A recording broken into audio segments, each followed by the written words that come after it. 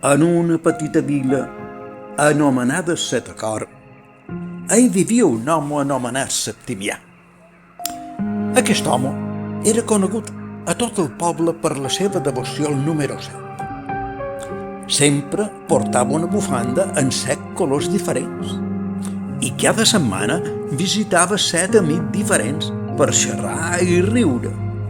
Tenia 7 gats a casa, cadascun amb 7 noms, i cada dia a les 7 de la tarda els relaxava llegint 7 capítols d'un llibre diferent.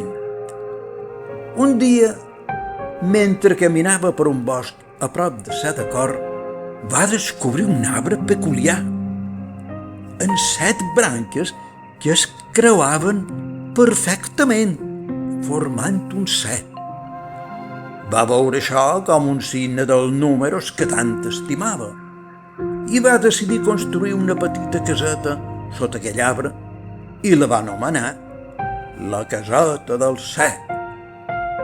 Des de llavors, cada setmana, els habitants del poble es reunien allà per compartir 7 històries diferents, 7 menjars deliciosos i, finalment, es deien 7 adeus afectuosos quan es marxaven. La vida a Setacor era tranquil·la i harmoniosa, i tot gràcies a la devoció de Septimià pel número 7, que va unir a la comunitat i va crear un lloc especial on els habitants podien trobar-se i gaudir de la màgia del nombre màgic, el 7.